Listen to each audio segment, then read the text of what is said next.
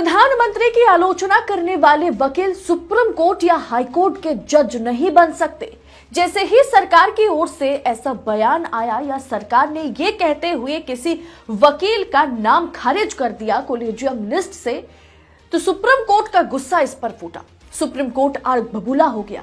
Supreme court ने कह दिया कि मोदी की आलोचना करने वाला वकील जज नहीं बनने लायक है। ऐसा कहना सरासर गलत है, जिसे लेकर फिर से सुप्रीम कोर्ट ने मोदी सरकार पर हमला बोल दिया, जो दिखाता है कि सुप्रीम कोर्ट के पास जो पावर है उसे खत्म करना चाहती है सरकार। पूरा मामला आगे मैं आपको विस्तार से बताऊंगी, लेकिन आजाद मीडिया को सपोर्ट करने के लिए सबसे पहले चैनल को यूट्यूब पर सब्सक्राइब करें और फेसबुक पर हमारे पेज को फॉलो करें। देश नीति, केवल सच्ची और पक्की खबरें। कोलेजियम को लेकर सुप्रीम कोर्ट और मोदी सरकार के बीच बहस तो जारी है और इसमें अब कोलेजियम द्वारा एक ऐसे जज का नाम सरकार को भेजा गया जो मोदी आलोचक है। ऐसे में सरकार ने उनका नाम रिजेक्ट कर दिया, जो जाहिर तौर पर संभव है। सुप्रीम कोर्ट के कोलेजियम ने कहा है कि एक वकील न्यायाधीश के पद के लिए, जस्टिस पद के लिए सिर्फ इसलिए अनुपयुक्त है क्योंकि वो सरकार के खिलाफ या आका के खिलाफ या मोदी के खिलाफ सोशल मीडिया पर कुछ बयान दिया है, क्योंकि सोशल मीडिया पर प्रधानमंत्री की आलोचना करने वाले एक रिपोर्ट को पोस्ट किया है, इसलिए उनका नाम खारिज कर दिया जाए, ये सरासर गलत है।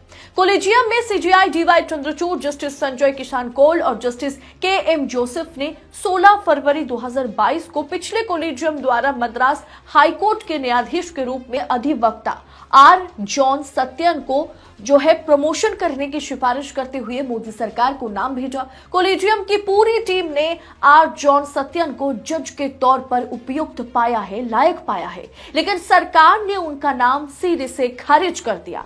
किस लिए? क्योंकि उन्होंने 2017 में मोदी जी के खिलाफ और सरकार के खिलाफ कुछ पोस्ट डाले थे। इंटेलिजेंस ब्यूरो आईबी की रिपोर्ट में कहा गया है कि उनकी एक अच्छी व्यक्तिगत और पेशावर छवि है। उनकी सत्यनिष्ठा पर कोई सवाल नहीं पैदा हो सकता, कोई सवाल नहीं उठाया जा सकता। रिपोर्ट में कहा गया कि उनका कोई राजनीतिक झुकाव भी नहीं है। रिपोर्ट में सिर्फ एक बात का जिक्र किया गया कि प्रतिकूल टिप्पणी उसके द्वारा सोशल मीडिया में किए गए कुछ पोस्ट के संबंध में है। कोलेजियम ने कहा है कि इस पृष्ठभूमि में 2017 में एक मेडिकल उम्मीदवार एस. अनीता द्वारा आत्महत्या के संबंध में एक मीडिया रिपोर्ट और एक अन्य पोस्ट को उन्होंने शेयर किया था सोशल मीडिया प्लेटफॉर्म पर। इसके लिए उनका नाम खारिज कर देना, इसके लिए सत्यन को जज के तौर पर उपयुक्त ना पाना, ये सरकार किस तरह का चरित्र है सरकार का, वो वर्णन करता है। अब इसे कुछ इस तरह से समझे कि अगर कोई वकील किसान आंदोलन को सपोर्ट करे तो उन्हें जज बनने का कोई अधिकार नहीं है। सरकार ऐसा कहना चाह रही है। क्यों? क्योंकि उन्होंने मोदी जी के खिलाफ किसान आंदोलन का समर्थन किया था।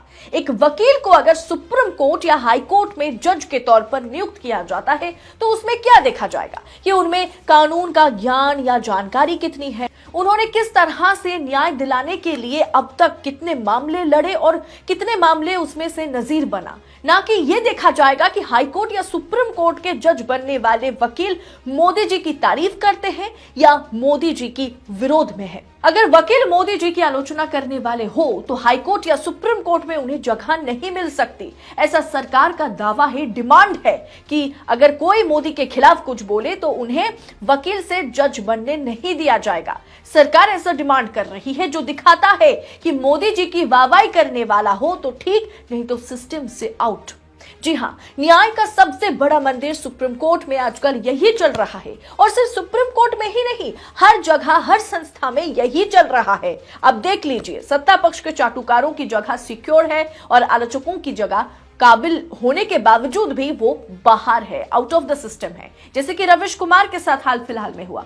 सुप्रीम कोर्ट या कोलेजियम ने आज तक कभी आईबी या रॉ की रिपोर्ट जारी नहीं की है, ये सब कॉन्फिडेंशियल होता है। लेकिन इस मामले में सुप्रीम कोर्ट मजबूर होकर सरकार का मुखौटा उतारने के लिए आईबी रिपोर्ट को जारी कर दिया, क्योंकि जब किसी वकील को सुप्रीम कोर्ट या हाई कोर्ट का जज बनाया जाता है, जब कोई जस्टिस बनता है या सीजेआई बनता है, तो उन पर इंटेलिजेंस डिपार्टमेंट जांच करती है।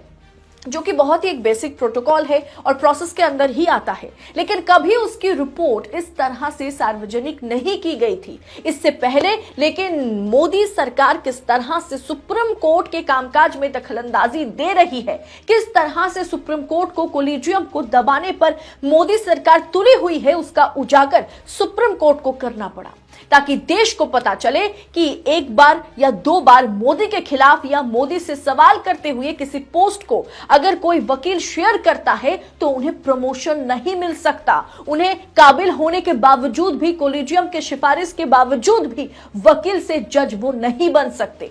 आप बोलिए दोस्तों, इसे आप क्या कहेंगे? इसलिए कहते हो कि सच का साथ दे। टीवी मीडिया इस मुद्दे को कभी नहीं उठाएगा, कभी इस पर बहस नहीं करेगा, क्योंकि सरकार सुप्रीम कोर्ट द्वारा, कोलिजियम द्वारा सिफारिश किए गए हर एक नाम को लिस्ट से हटा रही है, ये कहते हुए कि किसी जज का पार्टनर जो है वो विदेशी है, वो समलैंगिक है, वो गे है, तो कोई वकील इसलिए जज नहीं बन सकता क्योंकि उन्हें अपने पूरे कार्यकाल में काम तो बहुत उन्होंने अच्छा किया, लेकिन सोशल मीडिया पर मोदी से एक दो सवाल पूछ बैठे। जहां एक तरफ गोदी मीडिया सत्ता के आगे नतमस्तक हो चुका है, वहां देश नीति डर के सामने हर रोज लीडर होकर खबर आप तक पहुंचाता है। इसलिए आपको हमें सपोर्ट करना होगा, फ्री जर्नलिज्म को सपोर्ट करना होगा, तभी हम बेबाक होकर सच का साथ दे पाएंगे। कि हमारी ताकत आप जैसे व्यूअर्स हैं जो हमें बहुत ज्यादा प्यार देते हैं, देश नीति पर भरोसा रखते हैं। इसलिए देश नीति को और मजबूत बनाने में हमारी मदद करें। थैंक्स ऑप्शन का दोस्तों इस्तेमाल करें, क्योंकि अब जितना ज्यादा थैंक्स ऑप्शन का इस्तेमाल करेंगे, आर्थिक तौर पर देश नीति और मजबूत होगा, लोकतंत्र और मजबूत होगा। बहुत बहुत शुक्रिया। आपका एक सब्सक्राइब हमारे लिए महत्वपूर्ण है। देश नीति को अभी सब्सक्राइब करें और बेल आइकन को दबाना ना भूलें।